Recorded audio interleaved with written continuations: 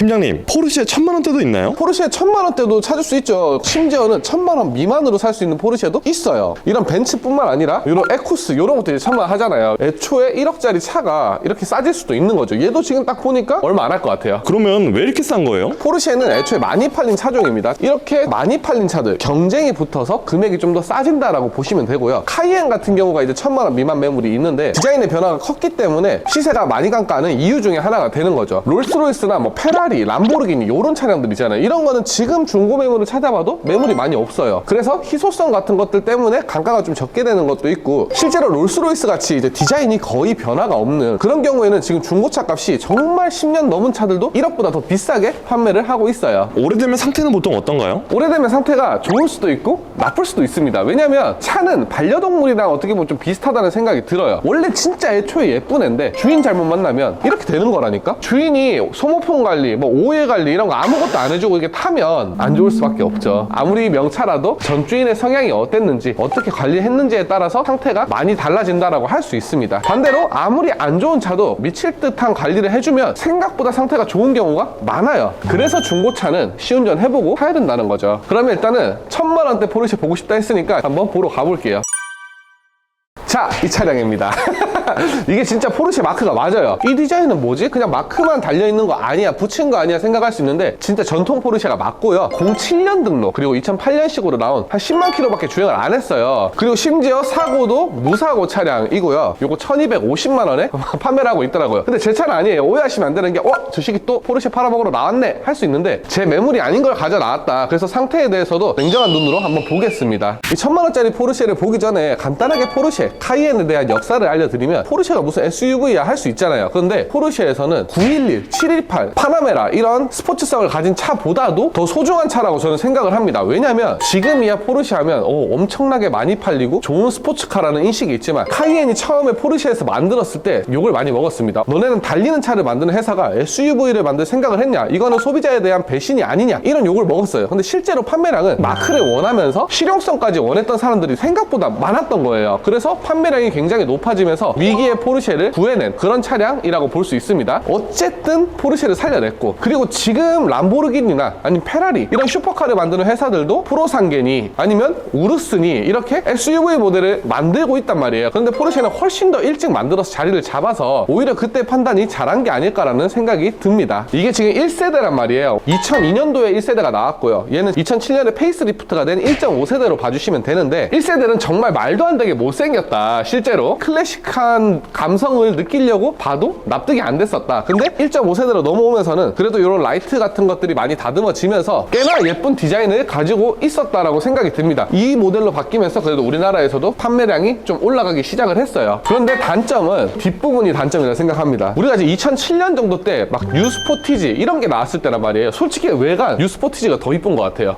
그러니까 마크 빼고는 좀 별 볼 일 없는 그런 느낌의 디자인이 뒤쪽에서 나왔다라고 생각이 들고요. 실제로 이제 전동 트렁크나 이런 호화 옵션 같은 것도 많이 들어가 있지가 않습니다. 그러면 이런 차를 사면 유지비가 비싼가요? 15년 된 수입차를 사면 포르쉐가 아니라도 비싸요. 제가 유지비에 대한 컨텐츠 포르쉐도 한번 다뤘었는데요. 좀 정확히 알고 싶다 하면 그 긴 영상을 참고하시면 될 것 같고, 간단하게 말씀드리면 일단 차는 사면 자동차세, 유류비, 보험료 이렇게 이제 3세트가 나가는데, 생각보다 카이엔은 보험료가 비싸진 않아요. 스포츠카로 분류를 하는 게 아니거든요. SUV이기 때문에 보험료는 생각보다 저렴해요. 3600cc V6 쓰잖아요. 이제 연비가 안 좋겠죠, 당연히. 근데 거기다가 얘는 고급류를 넣어줘야 된단 말이에요. 그러면서 오는 유류비가 굉장히 많이 든다라고 보시면 됩니다. 그리고 자동차세도 배기량에 따라 나오는데, 얘는 그래도 연식이 많이 지났기 때문에 할인을 최대로 받을 수 있어요. 그래서 자동차세도 그렇게 많이 나오지는 않아요. 그런데 이 세 가지가 끝이 아니죠. 이런 엔진 하나 수리 들어가면 수리비가 얼마일 것이며, 그리고 소모품비, 뭐 엔진 오일이며 브레이크 오일, 디퍼런셜 오일 이게 다 들어가잖아. 미션 오일도 들어갈 거고, 그런 것들이 굉장히 비쌉니다. 일반적인 우리 E클래스 W213 모델 소모품 올 점검을 해가지고 오일료를 싹 깔아서 나간 적이 있어요. 100만 원이 조금 더 넘게 들더라고요. 근데 얘는 그거보다 훨씬 더 비싸다 보시면 되는 거예요. 그러면 이런 차는 타기에 괜찮나요? 괜찮을 수도 있고 안 괜찮을 수도 있는데, 실제로 타보면서 승차감은 어떤지, 진짜 1000만 원 주고 포르쉐 사면 어떤 느낌일지 한번 알려드리도록 하겠습니다. 가시죠. 2007년식이잖아요. 그래도 포르쉐답게 디자인까지 신경을 썼습니다. 그 당시에는 우리 블랙 시트밖에 없었어요. 근데 얘는 지금 벌써 브라운 시트나 인테리어의 색깔을 바꾸는 시도를 했었죠. 전체적인 디자인만 봤을 때는 요즘 나오는 포르쉐도 그렇게 막 실내가 예쁘거나 그런 차가 아니에요. 그렇다 보니까 엄청나게 다르다는 느낌이 안 듭니다. 아, 포르쉐 탔네, 부영틱한 포르쉐다, 이런 느낌이 들고요. 근데 핸들은 납득이 안 돼요. 외계인이 만든 것 같습니다. 이런 디자인의 핸들을 본 적이 없어요. 트라이앵글 같이 생긴 이제 핸들을 가지고 있고요. 포르쉐답게 왼쪽에 이제 키를 꽂는 장치가 있죠.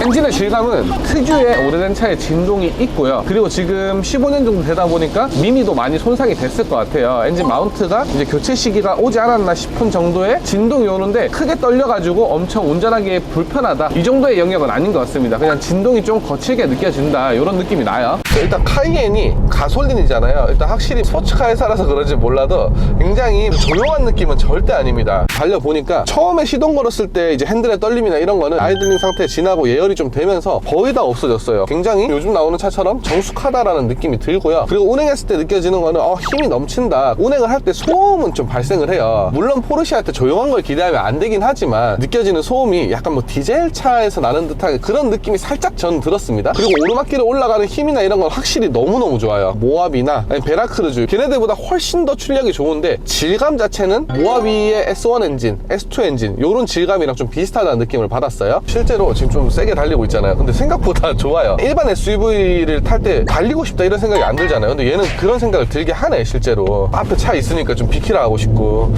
그런 생각이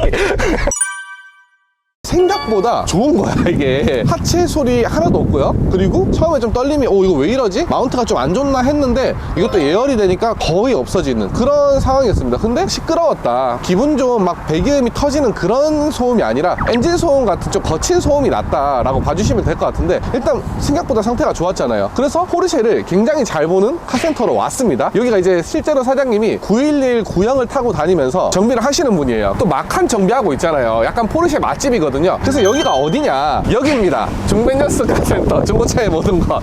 오늘 가져온 1세대 카이엔을 띄워보고 상태가 실제로 어떤지 한번 확인해 보도록 할게요.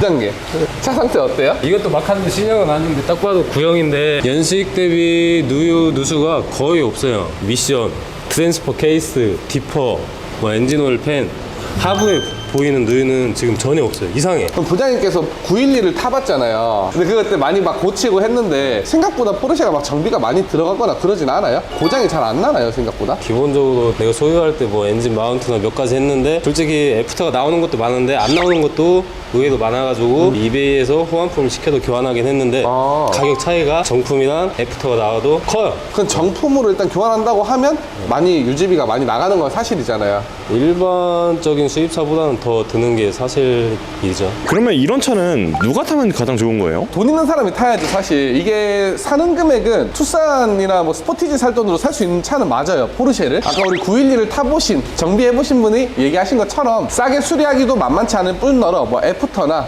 아니면 뭐 호환품 자체도 어쨌든 수입 부품이기 때문에 비싸다. 그래서 그냥 나는 진짜 올드카를 좋아하고 이 클래식한 느낌을 너무 좋아서 산다, 이런 느낌으로 사는 거지 1000만 원 정도 하니까 살만하네라고 사기에는 안 좋다라고 생각을 해요. 그러면 이 차량 사고 싶으세요? 생각보다 상태도 좋다 하고 뭐 누유도 많이 없다 하니까 사고 싶죠. 근데 이 수리비가 언제 어떻게 터질지 모른다. 지금 당장은 하체 소음 하나도 없었잖아요. 그죠? 근데 부싱을 보면 좀 경화가 되고 있고요. 이게 지금 이제 10,000km, 20,000km 됐을 때 어떻게 또 어떤 수리비로 다가올지 모르기 때문에 지금 부자가 아니기 때문에 피하고 싶습니다. 그냥 나중에 돈 많아지면 소장용으로 살게요.